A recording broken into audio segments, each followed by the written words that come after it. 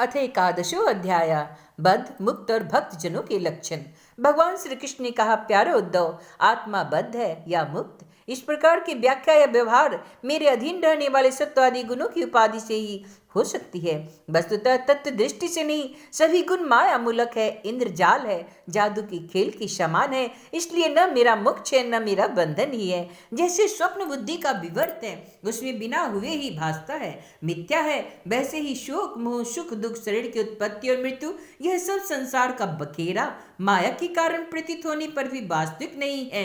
हे उद्धव, शरीरधारियों को मुक्ति का अनुभव कराने वाली आत्मविद्या और बंधन का अनुभव कराने वाली अविद्या, ये दोनों ही मेरी अनादि शक्तियां हैं। मेरी माया से ही इनकी रचना हुई है, इनका कोई वास्तविक अस्तित्व नहीं है।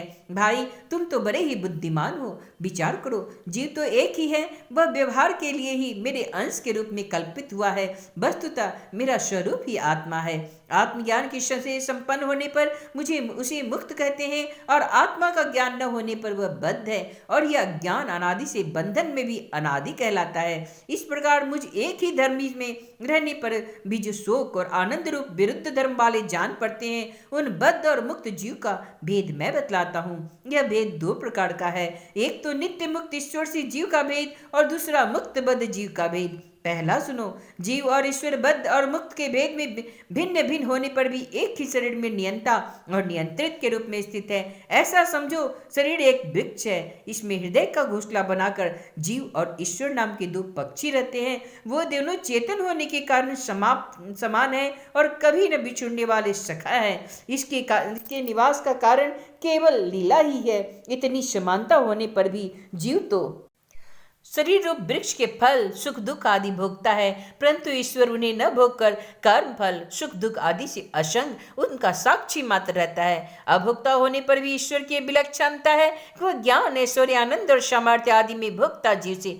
बढ़कर है। साथ ही यह एक भी विलक्षणता है कि अभोक्ता ईश्वर तो अपने वास्तविक स्वरूप और इसके अतिरिक्त जगत को भी जानता है, परंतु भोक्ता जीव न अपने वास्तविक रूप को जानता है और न अपने से अतिरिक्त को। इन दोनों में जीव तो अविद्या से युक्त होने कारण नित्य बद्ध है, और ईश्वर विद्या स्वरूप होने कारण नित्य मुक्त है। हे प्यारे उद्धव, ज्ञान संपन्न पुरुष भी मुक्त ही है। जैसे स्वप्न टूट जाने पर जगा हुआ पुरुष स्वप्न के शमर्यमान शरीर से कोई संबंध नहीं रखता, वैसे ही ज्ञानी पुरुष सूक्ष्म और अस्थूल शरीर में रहने वाले भी उनसे किसी प्रकार का संबंध नहीं रखता।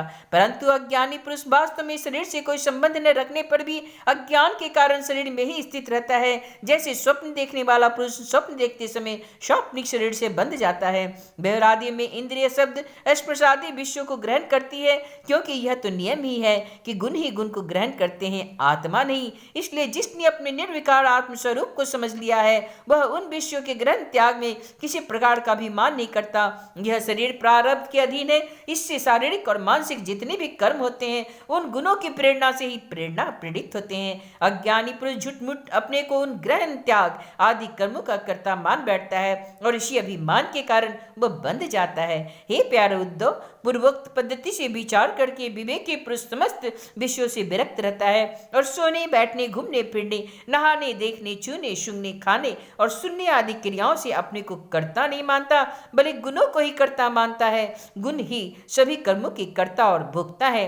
ऐसा जानकर विद्वान पुरुष कर्म वासना और फलों में नहीं बंधते।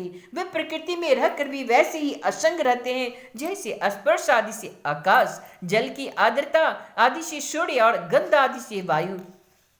उनकी विमल बुद्धि को तलवार असंग भावना की शान से और भी तीखी हो जाती है, और वे उससे अपने सारे संशय संदेह को काट कूट कर फेंक देते हैं। जैसे कोई स्वप्न से जाग उठा हो, उसी प्रकार वे अपनी इस भेद बुद्धि के भ्रम से मुक्त हो जाते हैं। जिनके प्राण इंद्रिय मन और बुद्धि की समस्त चेष्टाएं बिना संकल्प की होती है, वे देह में स्थित रहकर भी उसके गुणों से मुक्त है। उन तत्वज्ञ मुक्त पुरुषों के शरीर की चाहे हिंसक लोग पीड़ा पहुंचाए और चाहे कोई भी देव योग से पूजा करने लग जाए, वे न तो किसी के सताने से दुखी होते हैं और ना ही पूजा करने से सुखी। जो समदर्शी महात्मा गुण और दोष की भेद दृष्टि से ऊपर उठ गए हैं, वे न तो अच्छे काम करने वालों की स्तुति करते हैं और न बुरे काम करने वालों की निंदा। न वे किसी की अच्छी बातें सुनकर उसकी सराहना करते हैं और न ही बुरी बातें सुनकर किसी को झिड़कते हैं। जीवन मुक्त पुरुष न तो कुछ भला या बुरा काम करते हैं और न कुछ भला या बुरा कहते हैं और न सोचते ही हैं। वे व्यवहार में अपनी समान वृत्ति रखकर आत्मानंद में ही मग्न रहते हैं और जड़ के समान मानो कोई मूर्ख हो इस प्रकार विचरण करते रहते हैं। हे प्यारे उद्धव, जो पुरुष वेदों का तो पारगामी विद्वान हो परंतु पर ब्रह्म के ज्ञान से शून्य हो, उसके परिश्रम का कोई फल नहीं। वह तो वैसा ही है जैसे बिना दूध की गाय का पालने वाला। दूध न देने वाली गाय, व्यभिचारिणी स्त्री, पराधीन शरीर, दुष्ट पुत्र, सत्पात्र के से प्राप्त होने पर भी दान न किया, वह धन और मेरे गुणों से रहित वाणी व्यर्थ है। इन वस्तुओं की रखवाली करने वाला दुख पर दुख भोगता ही रहता है। इसलिए हे उद्धव, जिस वाणी में जगत की उत्पत्ति, स्थिति और प्रलय रूप मेरे लोक पावन लीला का वर्णन न हो और लीला अवतारों भी मेरे लोकप्रिय राम कृष्ण आदि अवतारों का जिसमें यशो गान न हो, वह वाणी बंध्या है। बुद्धिमान पुरुष को चाहिए कि ऐसी वाणी का उच्चारण एवं श्रवण न करे।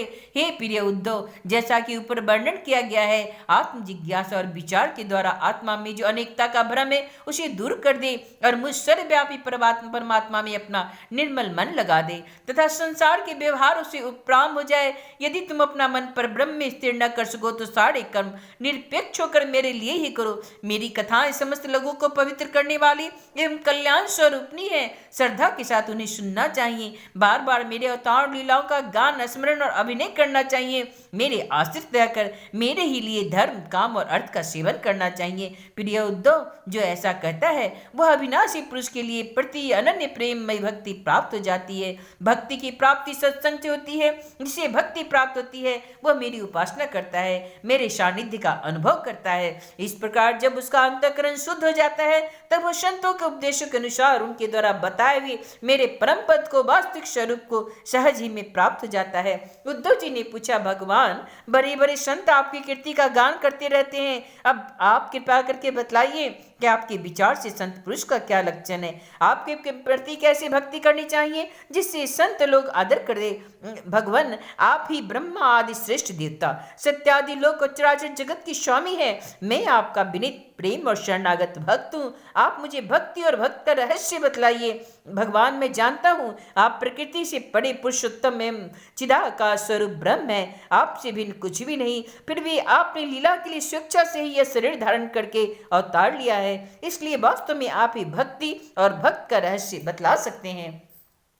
भगवान श्री कृष्ण ने कहा, प्यारे उद्धव, मेरे भक्त कृपा की मूर्ति वाला होता है। वह किसी भी प्राणी से बैर भाव नहीं रखता और घोर से घोर दुख भी प्रसन्नता पूर्वक सहता है। उसके जीवन का सार है सत्य और उसके मन में किसी प्रकार की पाप वासना कभी नहीं आती। वह समदर्शी और सबका भला करने वाला होता है। उसकी बुद्धि कामनाओं से कलुषित नहीं होती। वह संयमी, मधुर स्वभाव और पवित्र होता है। संग्रह परिग्रह से सर्वथा दूर रहता है। किसी भी वस्तु के लिए कोई चेष्टा नहीं करता, परिमित भोजन करता है और शांत रहता है। उसकी बुद्धि स्थिर रहती है। उसी केवल मेरा ही भरोसा होता है और वह आत्म तत्व के चिंतन में सदा संलग्न रहता है। वह प्रमाद रहित, गंभीर स्वभाव और धैर्यवान होता है। भूख, प्यास, शोक, मोह और जन्म मृत्यु ये क्षोभ उसके बस में रहते हैं। वह स्वयं तो कभी किसी की से सम्मान की आशा नहीं करता, परंतु दूसरों का सम्मान करता है। मेरे संबंध की बातें दूसरों को समझाने में बड़ा निपुण होता है और सभी के साथ मित्रता का व्यवहार करता है। उसके हृदय में करुणा भरी होती है। मेरे तत्व को उसे यथार्थ ज्ञान देता है। प्रिय उद्धव, मैंने वेदों और शास्त्रों के रूप में मनुष्यों के धर्मों का उपदेश किया। उनके पालन से अंतःकरण शुद्धि आदि गुण और उल्लंघन से नरक आदि दुख प्राप्त होते हैं। परंतु मेरा जो भक्त उन्हें भी अपने ध्यान आदि से विक्षेप समझकर त्याग देता है और केवल मेरे ही भजन में लगा रहता है, वह तो परम सत्य है। मैं कौन हूँ, कितना बड़ा हूँ, कैसा हूँ, इन बातों को जाने चाहे न जाने, किंतु जो अनन्य भाव से मेरा भजन करते हैं वे मेरे विचार से मेरे परम भक्त हैं। हे प्यारे उद्धव, मेरी मूर्ति और मेरे भक्तजनों का दर्शन, स्पर्श, पूजा, सेवा, शुश्रूषा, स्तुति और प्रणाम करें तथा मेरे गुणों और कर्मों का कीर्तन करें। उद्धव मेरी कथा सुनने में श्रद्धा रखे और निरंतर मेरा ध्यान करता रहे। जो कुछ मिले वह मुझे समर्पित कर दे और दास्य भाव से मुझे आत्म निवेदन करे। मेरे दिव्य जन्म और कर्मों की चर्चा करे। जन्माष्टमी, रामनवमी आदि पर्वों पर आनंद मनावे और संगीत, नृत्य, बाजे और समाजों द्वारा मेरे मंदिरों में उत्सव करे और करावे। वार्षिक त्योहारों के दिन मेरे स्थानों की यात्रा करे, जुलूस निकाले तथा विविध उपहारों से मेरी पूजा करे।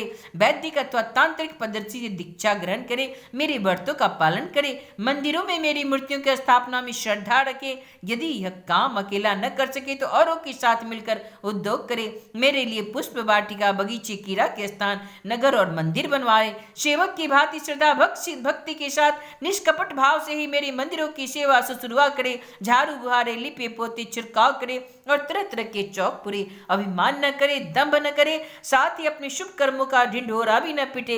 हे प्रिय उद्धव, मेरे चढ़ावे की, अपने काम में लगाने की बात तो दूर करो, मुझे समर्पित दीपक के प्रकाश से भी अपना काम न ले। किसी दूसरे देवता की चढ़ाई हुई वस्तु मुझे न चढ़ावे। संसार में जो वस्तु अपने को सबसे प्रिय है, सबसे अभिष्ट जान पड़े, वह मुझे समर्पित कर दे। ऐसा करने से वह वस्तु अनंत फल देने वाली हो जाती है। भद्र, सूर्य, अग्नि, ब्राह्मण, गौ, वैष्णव, आकाश, वायु, जल, पृथ्वी, आत्मा और समस्त प्राणी, ये सब मेरी पूजा के स्थान है। हे प्यारे उद्धव, ऋग्वेद, यजुर्वेद और सामवेद के मंत्रों द्वारा सूर्य में मेरी पूजा करनी चाहिए। हवन के द्वारा अग्नि में, आतिथ्य द्वारा श्रेष्ठ ब्राह्मण में और हरी हरी घास आदि के द्वारा गौओं में मेरी पूजा करे।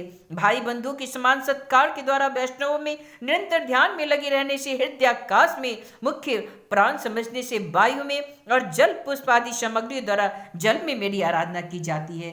गुप्त मंत्रों द्वारा न्यास करके मिट्टी की वेदी में, उपयुक्त भोगों द्वारा आत्मा में, समदृष्टि द्वारा संपूर्ण प्राणियों में मेरी आराधना करनी चाहिए कि मैं सभी में चित्रज्ञ आत्मा के रूप में स्थित हूँ। इन सभी स्थानों में शंख, चक्र, गदा, पद धारण किए हुए चार भुजाओं वाले शांत मूर्ति श्री भगवान विराजमान है। ऐसा ध्यान करते हुए एकाग्रता के साथ मेरी पूजा करनी चाहिए। इस प्रकार जो मनुष्य एकाग्र चित्त से यज्ञ, याग आदि, इष्ट और कुआं बावली बनवाना और पुत कर्मों के द्वारा मेरी पूजा करता है, उसे मेरी श्रेष्ठ भक्ति प्राप्त होती है तथा संत पुरुषों की सेवा करने से मेरे स्वरूप का ज्ञान भी हो जाता है।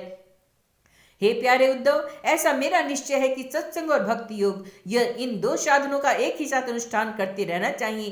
प्राय इन दोनों के अतिरिक्त संसार सागर से पार होने का और कोई उपाय भी नहीं, क्योंकि संत पुरुष मुझे अपना आश्रय मानते हैं और मैं सदा सर्वदा उनके पास बना रहता हूँ। हे प्यारे उद्धव, अब मैं तुम्हें एक अत्यंत गोपनीय परम रहस्य की बात बतलाऊंगा, क्योंकि तुम मेरे प्रिय सेवक हो, हितैषी हो, सुहृद और प्रेमी सखा हो, साथ ही सुनने के भी इच्छुक हो। इति श्रीमद्भागवते महापुराणे परमहंस्यासनितायां एकादश स्कन्धे एकादशो अध्याय।